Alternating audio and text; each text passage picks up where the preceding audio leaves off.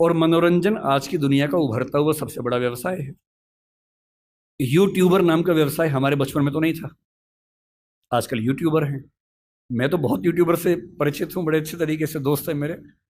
कितना वो मतलब उनके सामने आईएएस लोग बेचारे परेशान है कि हम क्यों आईएएस बने, यही बन जाते। मतलब एक एक महीने के 10 लाख, 20 लाख, 50 लाख, 1 करोड़, 3 करोड़ रुपए कमाते हैं, साथ में प्रसिद्ध है बहुत ज्यादा। ऐसी दुनिया कहाँ किसने देखी थी। कोई ट्विटर पे है, कोई इंस्टा पे प्रसिद्ध है, और अपनी भाषा की वजह से है। अच्छा, इंडस्ट्री में अंग्रेजी का बोलबाला ज्यादा है। मैंने कुछ दिन पहले एक फिल्म में थोड़ा सा काम किया, उस फिल्म का नाम 12th फेल है, अभी आने वाली अगले महीने 27 अक्टूबर को आएगी वो फिल्म। उसमें मेरी भूमिका स्क्रिप्ट राइटिंग में ठीक ठाक थी, और बाद में एक्टिंग भी मुझे करनी पड़ी। मेरा अपना ही रोल है, अपना ही कैरेक्टर है, छोटा सा है। ऐसा ऐसा नहीं है कि मैं फिल्म का हीरो हूँ, छोटा सा रोल है। कहीं आप जाएं और आपको बड़ी निराशा हो, थोड़ा सा है।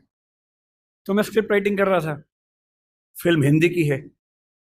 विधु विनोद चोपड़ा उस फिल्म के डायरेक्टर हैं और प्रोड्यूसर भी हैं। तो उन्होंने मुझसे कहा कि स्क्रिप्ट हमने लिखी है, लेकिन उसमें थोड़ा सा काम करने की जरूरत है। फिर तय हुआ कि हम फिर से स्क्रिप्टिंग करेंगे उस फिल्म की। तो करीब 70 सीन है, जिनमें से अनुमान से 20-25 मैंने खुद लिखी हैं। वो बड़ा मुश्किल काम होता है। मुझे लगता था कि 2-4 दिन का काम होगा, लेकिन वो 6 से 8 घंटे में एक सीन हो पाता था। तो 2-2 दिन में जाके एक सीन पूरा होता था। बड़ा मुश्किल काम था। फिर खारिज भी होता था, उसमें फिर अमेंडमेंट्स होते थे। 100 बार तो फाइनल ही हुआ, फाइनल नंबर 2, फाइनल नंबर 3, ऐसे करते करते फाइनल होता था।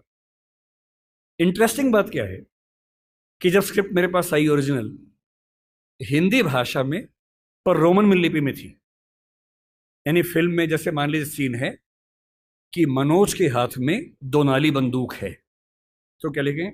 MANOJKEHATHMEDONALI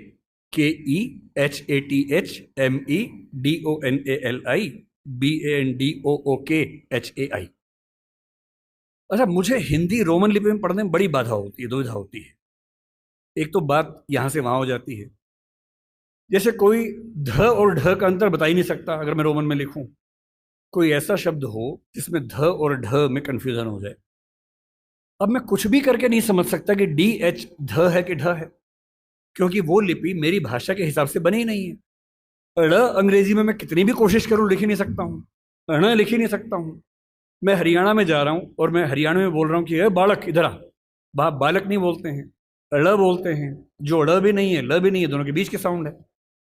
अब मैं रोमन में कितनी भी कोशिश करके लिख ही नहीं सकता वो चीज। और एक्टर को बोलना क्या है? बालक। सड़क नहीं लिख सकता हूं, SARAK या SADAK। कैसे लिखूं? या तो उस लिपि को उसके फोनेटिक्स के हिसाब से चेंज करूं, जो फिलोसफी में हम करते भी हैं। नहीं तो कैसे काम चले? तो मैंने उनसे कहा, मैंने कहा सर, मैं देखिए मुझे बड़ी असुविधा होती है इसमें। मैं देवनागरी में लिखूंगा, और आप कहेंगे तो मैं उसको रोमन में कर दूंगा बाद में, पर पहली बार में आत्मा में उतरने दो, मुझे देवनागरी में लिखने दो। तो उनको आश्चर्य हुआ कि ऐसा भी होता है, क्योंकि उस इंडस्ट्री में आमतौर पर ऐसा नहीं होता है। तो मैंने देवनागरी में एक सीन लिखा, लिख के भेजा। नियम था कि मैं रोज रात को 3 बजे ईमेल करता था। मेरा शेड्यूल था 3 बजे सोने का, उनका था 5 बजे उठने का। तो 5 बजे उठ के पढ़ते थे और 6 बजे तक कमेंट्स आ जाते थे। फिर मैं उठने के बाद उसको ठीक करता था। तो जब पहली बार मैंने भेजा उनको हिंदी में सीन लिख के, तो नेक्स्ट डे वीडियो कॉल हमारी चल रही थी।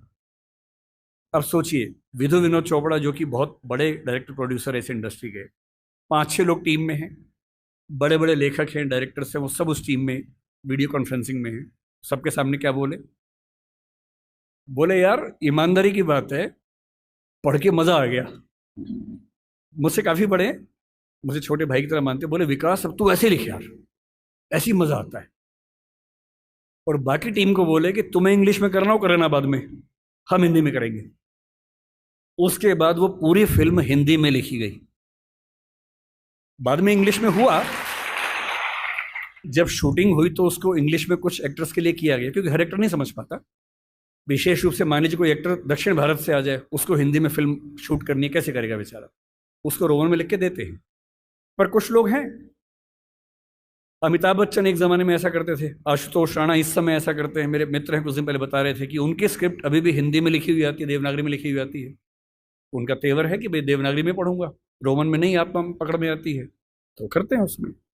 मेरा जो कहना है वो ये कि मनोरंजन की दुनिया में इतने अवसर हैं, और उन अवसरों में हिंदी का मुकाबला किसी भाषा में नहीं हो सकता है। बस थोड़ा सा अपनी ताकत का एहसास करिए, घबराइए मत, डरिए मत। हिंदी समाज की सबसे बड़ी समस्या एक ऐसा डर है जो बिना किसी वजह के।